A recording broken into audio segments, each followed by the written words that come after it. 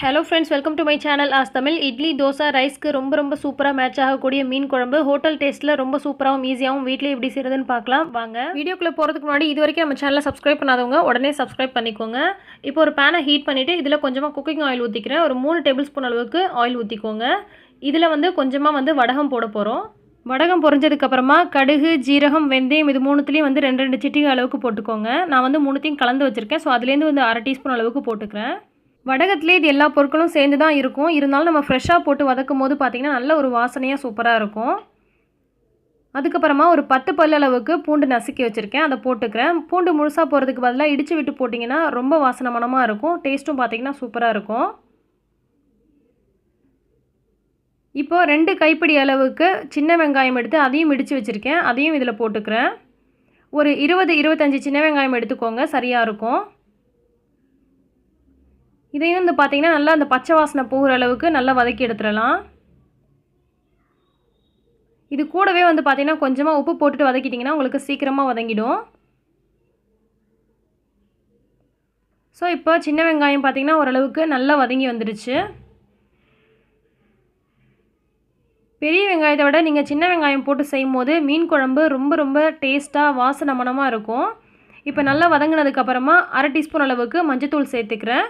ஒரு 2 table spoon அளவுக்கு மிளகாய் தூள் சேர்த்துக்கிறேன். காரம் உங்களுக்கு ஏற்ற மாதிரி பார்த்துட்டு சேர்த்துக்கோங்க. 1 டேபிள் ஸ்பூன் அளவுக்கு மல்லித்தூள் சேர்த்துக்கிறேன். இது எல்லாத்தையும் நல்லா சேர்த்ததுக்கப்புறமா அந்த எண்ணெயிலே பார்த்தீங்கன்னா ஜஸ்ட்டு ஒரு 30 செகண்ட் வேக விட்டுறலாம். அந்த பச்சை வாசனை போய் அந்த கலர் பார்த்திங்கன்னா நல்லா சூப்பராக இருக்கும். இது வதங்கும் பொழுது ரொம்ப நேரம் வதக்கணும்னு அவசியம் கிடையாது. அப்புறம் உங்களுக்கு அந்த கலர் மாறிடும். இப்போ தக்காளி ஒரு 4 தக்காளி இந்த மாதிரி அரைச்சி வச்சுருக்கேன். 3 பெருசாக இருந்துச்சுன்னா 3 தக்காளி, சின்னதாக இருந்துச்சுன்னா ஒரு 4 தக்காளி இந்த மாதிரி அரைச்சி விட்டு அதையும் சேர்த்துருங்க. சேர்த்துட்டு அந்த தக்காளியோடைய பச்சை வாசனை போகிற அளவுக்கு வதக்கிடலாம் எண்ணெயில்.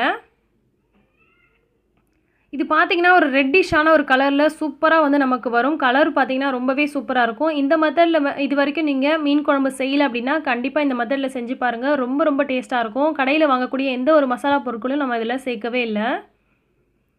இப்போ ஒரு எலுமிச்சை பழம் அளவுக்கு புளி கரைச்சி வச்சுருக்கேன், அதை நான் சேர்த்துக்கிறேன். தேவையான அளவுக்கு தண்ணியும் ஊற்றிடுறேன். இப்போ இது எல்லாத்தையும் நல்லா கலந்து விட்டுக்கலாம்.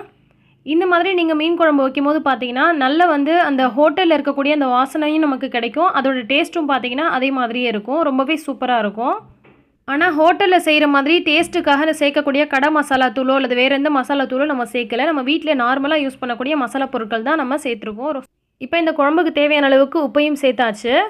ஃபஸ்ட்டே நம்ம உப்பு சேர்த்துருந்தோம் கொஞ்சோண்டு, அதனால் பார்த்துட்டு அதுக்கு தேவையான அளவுக்கு மட்டும் சேர்த்துக்கோங்க. இப்போ இது மேலே கருவேப்பிலை இலைகளை தூவிட்டு அப்படியே ஒரு மூடி போட்டு வேக விட்டுறலாம். இது பார்த்திங்கன்னா ரொம்ப தண்ணி நிறையா ஊற்றிட்டு அது சுண்டுறதுக்கு டைம் கொடுத்து கேஸ் வேஸ்ட் பண்ணாதீங்க.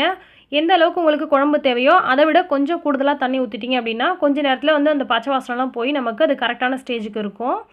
ஸோ இப்போ நம்ம மூடி ஓப்பன் பண்ணிடலாம். பாருங்கள், நமக்கு கரெக்டான ஸ்டேஜில் இருக்குது குழம்பு.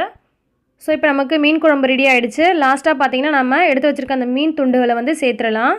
மீன் துண்டுகளை சேர்க்கும் போது பார்த்திங்கன்னா நீங்கள் அடுப்பை சிம்மில் வச்சுருங்க. சிம்மில் வச்சுட்டு மீன் துண்டுகளை சேர்த்துட்டு இந்த மாதிரி அந்த மீன்லாம் வெளியில் தெரியாத மாதிரி அந்த கிரேவிக்குள்ளே நல்லா அழுத்தி விடுங்க. அழுத்தி விட்டுட்டு ஒரு மூடி போட்டு ஒரு 3 நிமிஷம் சிம்மில் வேக விட்டுறலாம். ஹையில் வச்சுட்டு மீன் துண்டுகளை வேக விட்டோம்னா அது நல்லா உடஞ்சி போயிடும். ஸோ எப்பொழுதுமே சிம்மில் வச்சுட்டு மீன் துண்டுகளை மூடி போட்டு வேக விடுங்க. இது பார்த்திங்கன்னா நல்லா இப்போ வெந்து வந்துருச்சு. பாருங்கள், மீன் துண்டெல்லாம் பார்த்திங்கன்னா கொஞ்சம் கூட உடையாமல் அதே நேரத்தில் நல்லா வெந்து வந்திருக்கு. இந்த மீன் குழம்புல தண்ணியோட அளவை குறைச்சிட்டு தேங்காய் பால் நீங்கள் சேர்த்துக்கிட்டிங்க அப்படின்னா இன்னும் ரொம்ப சூப்பராக இருக்கும் டேஸ்ட்டு.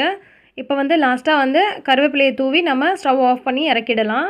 ரொம்ப சூப்பராக ரொம்ப டேஸ்ட்டாக பார்த்திங்கன்னா நமக்கு மீன் குழம்பு ஹோட்டல் ஸ்டைலில் அதே மணத்தோடு நமக்கு தயாராக இருக்குது. இட்லி தோசை ரைஸ்க்கெலாம் பார்த்திங்கன்னா பர்ஃபெக்ட் மேட்சாக இருக்கும். அதுவும் பழைய சொத்துக்கெலாம் பார்த்திங்கன்னா செம்ம சூப்பராக இருக்கும். அதுவும் முன்னாடி நாள் இந்த மீன் குழம்பை வச்சுட்டு மறுநாள் நீங்கள் சாப்பிட்றீங்கன்னா அதெல்லாம் வார்த்தையே இல்லை, வேறு லெவலில் இருக்கும். கண்டிப்பாக ட்ரை பண்ணி பார்த்துட்டு எப்படி இருந்துச்சுன்னா எனக்கு கமெண்ட் பண்ணுங்கள். இந்த ரெசிபி உங்களுக்கு பிடிச்சிருந்துச்சுன்னா லைக் பண்ணி மற்றவங்களுக்கும் ஷேர் பண்ணுங்கள். இன்னும் பல சுவையான ஆரோக்கியமான வெரைட்டி ரெசிபிஸ் உடனுக்குடன் தெரிஞ்சுக்க ஆஸ் தமிழ் சேனலை உடனே சப்ஸ்கிரைப் பண்ணுங்கள். நன்றி.